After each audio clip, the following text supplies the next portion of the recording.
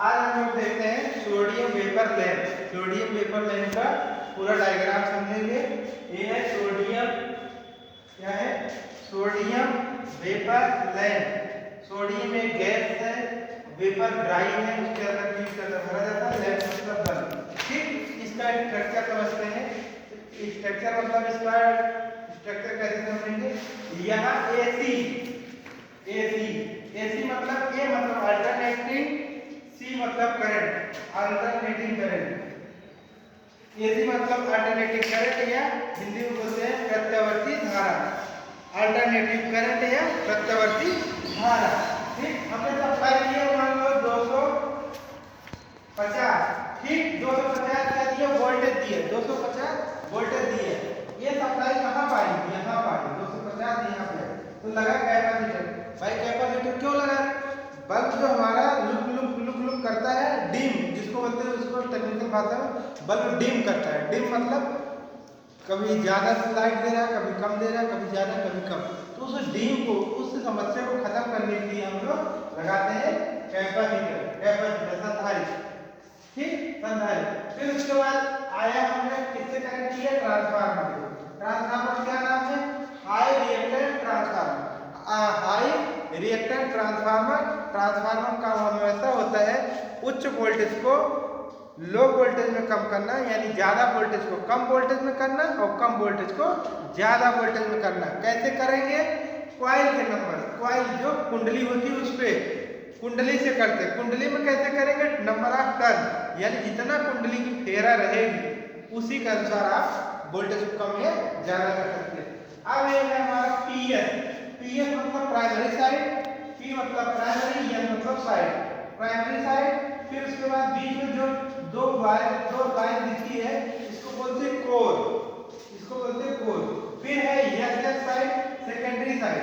ठीक, अब देखना है कि इसमें हमारा प्राइमरी साइड में कॉइल है कम, कॉइल है नंबर ऑफ टर्न, यानी जो कुंडली का फेरा है वो कम है। तो यहाँ पर हमारा 250 वोल्टेज लगभग गया। लेकिन अब सेकेंडरी में नंबर ऑफ टर्न यानी कॉइलों की संख्या ही है, कॉइलों की संख्या ये है, कॉइलों की संख्या ज्यादा। अब यहाँ से वोल्टेज कम, लेकिन यहाँ पर आ गया वोल्टेज ज्यादा।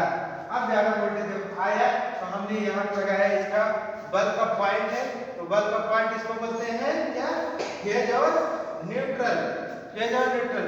फेज हमारा रहेगा रेड, लाल तार, और न्यूट्रल रहेगा काला तार, क्या है? ब्लैक, जिसको काला तार बोलते हैं। फिर इसके बाद हमने सप्लाई किया इसमें, और ये है 2 पॉइंट बल्ब को फंसा के रखने के लिए, बल्ब नीचे गिरे ना, सेफ्टी के लिए 2 पिन लगाते हैं। लगाने के बाद फिर हमने इस वायर को सीधा ले आया यहाँ पे रेजिस्टेंस। ठीक, रेजिस्टेंस। फिर इसी के माध्यम से आता है, ये हीट होता है, तार हमारा गर्म होता है। जब तार हमारा गर्म होता है तो इसी जब गर्म होता है इसमें हमने डाला है क्या है? Oxide coated electrode. Oxide coated electrode. इसके अंदर इलेक्ट्रोड, इलेक्ट्रोड मतलब आयन। तो जब हीट होता है चमकता है, ये चमकता है इसके अंदर। जब हीट होके चमकता है तो उसके बाद हमारा क्या लगा है? Double wall glass. Double wall glass के बाद पहले लगा है क्या है? इसको बोलते हैं निर्वात। इसमें जो है ये, इसमें कोई हवा नहीं है, कुछ भी नहीं है, निर्वात है, बिना हवा। तो बिना हवा के इससे यहाँ पर लाइट चमकी। और फिर बाहरी आया है डबल वॉल ग्लासेस।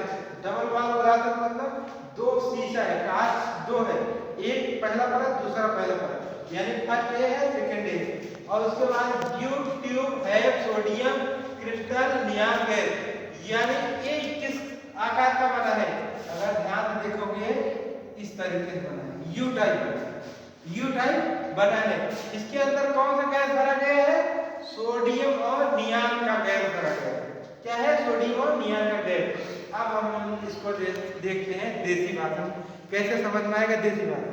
भाई आप अंधेरे में अगर अपने घर के अंदर कोई हीटर जला रहे हो, अंधेरा है, तो जब अंधेरा होता है लेकिन वो हीटर तो दिखता है, हीटर दिखता है जहां जलता है, उसी तरीके से ये एलिमेंट हीटर की तरह है।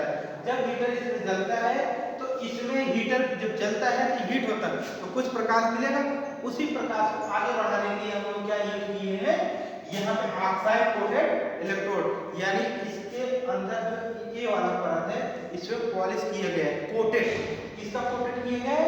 ऑक्साइड का। ऑक्साइड का कोटेड मतलब पेंट करना, पेंट करके इसको रख के जब लाइट हीट होता है इस पे जाके पड़ता है, जब इससे पड़ता है फिर वापस आता है, फिर पड़ता है फिर वापस, इस तरीके से ऊपर नीचे करके इसमें एक चमकता है। और जब ये चमकता है, ये चमकेगा, ये भी लाइट बाहर निकलने की कोशिश करेगा। ये जब बाहर निकलने की कोशिश करता है तो आता है डबल ग्लास या तब ये आता है निर्वात में। और निर्वात में कोई भी प्रकाश आएगी सीधा जाएगा, कोई भी प्रकाश निकलेगी सीधा जाएगी। जब सीधा जाएगी तो सीधा प्रकाश यहाँ तक आ गया, लाइट यहाँ तक आ गई। अब इस प्रकाश को और कैसे निकालेंगे?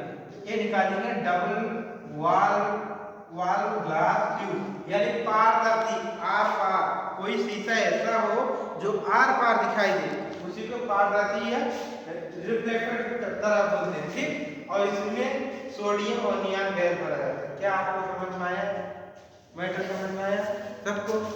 ट्रांसफार्मर फिर से समझ लो, हमने दिया सप्लाई एसी, एसी मतलब अल्टरनेटिव करंट, और फिर कैपेसिटर लगाया। कैपेसिटर हमने इसलिए लगाया जो बल्ब हमारा डीम करता है, डीम मतलब ज्यादा तेज जलता है फिर कम हो जाता है, ज्यादा तेज, उस कमी को दूर करने के लिए हमने कैपेसिटर लगाया। कैपेसिटर के बाद हमने ट्रांसफार्मर का यूज किया कि जिससे हमारा बल्ब खराब ना हो, नहीं कम ज्यादा होने की वजह जल जाएगा, फ्यूज हो जाएगा। और ये महंगा आता है, कॉस्ट में महंगा आता है। इस महंगे बल्ब को हमको बचाने के लिए ट्रांसफार्मर का यूज किए। और ट्रांसफार्मर यहाँ से हमने दिया प्राइमरी साइड, फिर बीच में 4 का यूज किया सेकेंडरी साइड, और फिर हमारा सप्लाई चला गया। इस तरीके से पूरा प्रोसीजर हमारा कंप्लीट हो गया सोडियम वेपर लैंप, ठीक।